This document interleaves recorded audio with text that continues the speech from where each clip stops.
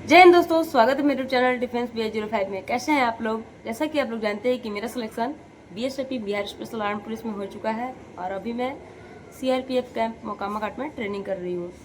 तो मेरे पास बहुत दिनों से कमेंट आ रहा था कि दीदी बिहार पुलिस के बारे में फुल एक वीडियो लाइए जिसमें जीरो से पूरा बताइए कि कैसे तैयारी करें, कौन सा बुक पढ़ें, इसकी योग्यता क्या होती है, फिजिकल में क्या होता है, मेडिकल में क्या होता है और रिटन में क्या पूछा जाता है, किस सर से पढ़े कि ताकि फर्स्ट बार में हम लोग को सफलता मिल सके।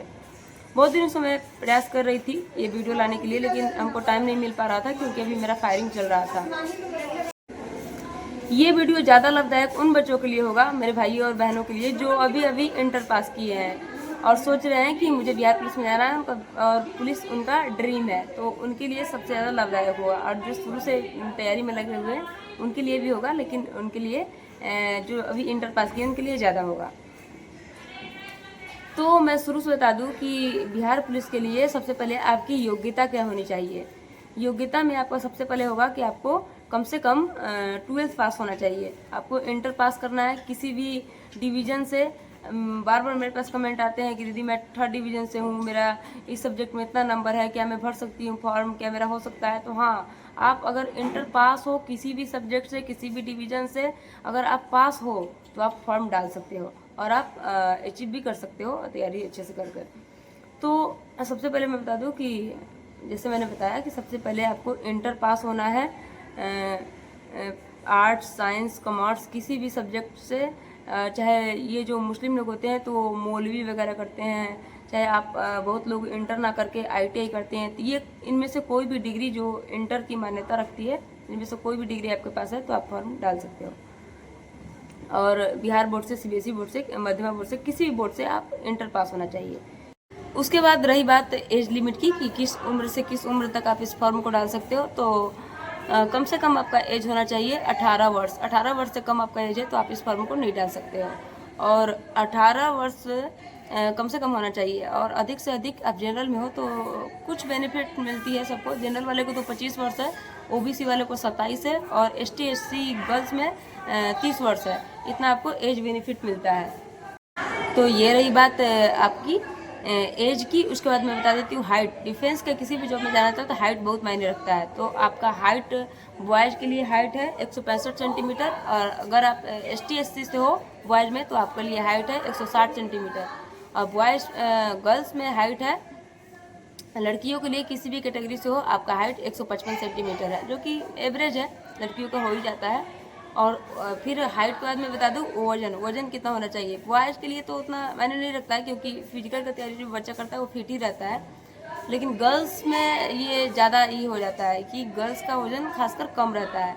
तो उनके लिए कम से कम आपका 48 kg वेट होना चाहिए। 48 kg से कम आपका वेट होगा तो फिर आपका सिलेक्शन नहीं होगा, आपका सब कुछ होते हुए भी आप छट जाओगे। तो आपका वेट कम से कम 48 kg होना चाहिए। तो ये तो रही आपकी योग्यता की बात। उसके बाद है आपका कि एग्ज़ाम कैसे होता है, मतलब कि उसके बाद मैं बता दूं आपको कि उसके बाद होता है एग्ज़ाम। मतलब कि योग्यता आपकी इतनी सारी रहेगी, फिर आप फॉर्म डालोगे, फॉर्म डालने के बाद आपका होगा एग्ज़ाम। रिटन एग्ज़ाम सबसे पहले होगा। रिटन एग्ज़ाम ऑफलाइन होगा आपका। ऑफलाइन एग्ज़ाम होता है 100 नंबर का एग्ज़ाम, 100 नंबर का रिटन होता है, जिसमें से आपको पास होने के लिए सिर्फ इसमें पास होना होता है क्योंकि इस पे मेरिट नहीं बनता है। आपको फिजिकल तक जाने के लिए सिर्फ रिटन क्वालिफाई करना होगा। जो ऑब्जेक्टिव क्वेश्चन होते हैं और ऑफलाइन होता है। और इसमें सबसे अच्छी बात है कि इसमें निगेटिव मार्किंग नहीं है, तो आपके लिए सबसे प्लस पॉइंट हो जाता है। और उसके बाद होता है आपका, जैसे ही आप रिटन क्वालिफाई कर जाओगे तो आपका फिजिकल होता है और जितना भी मेरिट बनेगा, जो भी छटाइया होगा या जो कुछ भी होगा, तो आपका फिजिकल के नंबर पे ही होगा। तो सबसे ज़्यादा इसमें मेन काम करता है फिजिकल जिनका स्ट्रॉन्ग रहता है उनका ज़्यादा सिलेक्शन इस एग्ज़ाम में हो पाता है, क्योंकि फिजिकल बिहार पुलिस का बाकी जितने भी स्टेट के पुलिस है उन सबसे टफ है। फिजिकल में आप जैसा परफॉर्म करोगे उसी के हिसाब से आपका मेरिट में नाम आएगा और मेरिट में नाम आ जाने के बाद आपका होगा मेडिकल। इसमें मेरिट में नाम आ जाने के बाद मेडिकल होता है, यानी कि आपका मेडिकल उतना ज़्यादा हार्ड नहीं होता है, तो ज़्यादा डरने की ज़रूरत नहीं है। ज़्यादा लो भी नहीं होता है, ज़्यादा हल्के में नहीं लेना है, लेकिन मेरिट आने के बाद होती है तो आपका मेडिकल थोड़ा सा इसमें ठीक है। मेडिकल हो जाने के बाद आपका होगा ज्वाइनिंग। यही रहे आपकी प्रोसेस। और उसके बाद मैंने इससे पहले भी वीडियो डाल चुकी हूँ मैं सिलेबस को लेकर के कि इसका सिलेबस क्या होता है। एक बार मैं फिर से बता देती हूँ कि इसका उसके बाद आपको एग्ज़ाम निकालने के लिए आपको इसको सिलेबस को पकड़ना होगा कि इसका सिलेबस क्या होता है। तो सिलेबस में आपका वही रहेगा, Hindi, English, math, GK, GS, और इसमें आ जाएगा, ऐड हो जाएगा करंट अफेयर। और इसमें सबसे ज़्यादा वेट होता है जीके और जीएस का। जीके जीएस आपका जितना ज़्यादा स्ट्रॉन्ग रहेगा उतना ज़्यादा आप नंबर में अच्छा स्कोर कर पाओगे, क्योंकि हिंदी का भी स्कोर अच्छा रहता है इस एग्ज़ाम में।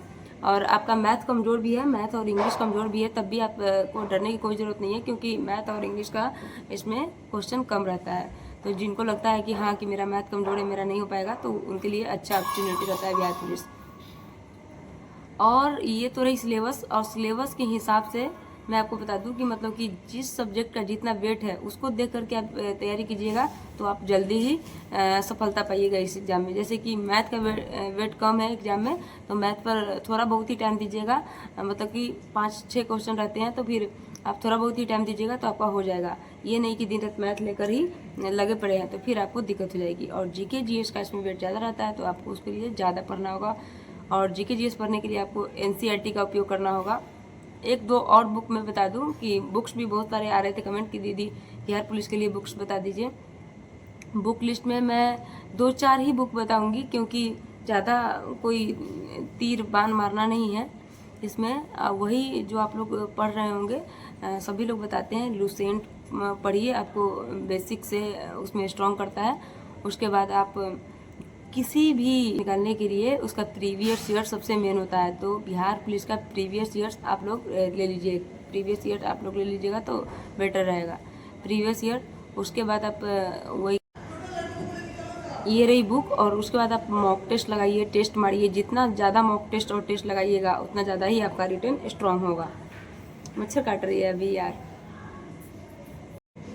तो ये रहा सिलेबस। और इसमें कम से कम आपको किसी भी एग्ज़ाम को निकालने के लिए 70% नंबर लाना अनिवार्य होता है। तो मतलब कि 60% भी नंबर ला रहे हो, मतलब कि तो आप पास हो। इतना नंबर लाने के बाद आप पास हो जाओगे। उसके बाद आपका होगा फिजिकल। फिजिकल में आपका होता है गोला होता है, और आपका हाई जंप होता है, और रनिंग होता है। 50 नंबर का रनिंग होता है, 25 नंबर का गोला होता है, 25 नंबर का हाई जंप होता है। ये सारी एक्टिविटी आपको पास करना होता है, जिसमें आप जितना अच्छा स्कोर कीजिएगा, अगर आपका एज कम है तो फिर आपको ज़्यादा नंबर लाना अनिवार्य है, अगर कम एज में सिलेक्शन लेना है तो। नहीं तो इसमें एज के हिसाब से भी छाट दिया जाता है इस एग्ज़ाम में।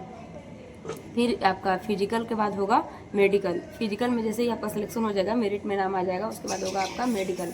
मेडिकल के लिए बहुत लोग डर रहे थे कि दीदी मेरा ये प्रॉब्लम है, वो प्रॉब्लम है, कान में, आँख में, हाथ में। तो मैं मेडिकल पे एक फुल वीडियो में बना करके, जैसे ही मेरा मेडिकल हुआ था तो मैंने एक फुल वीडियो बना करके उस टाइम डाला है। तो चाहे तो आप लोग वो वीडियो मेडिकल पर जाकर देख सकते हैं। मेडिकल के लिए कुछ ज़्यादा टेंशन नहीं लेना है, नॉर्मल ही होता है बिहार पुलिस का मेडिकल।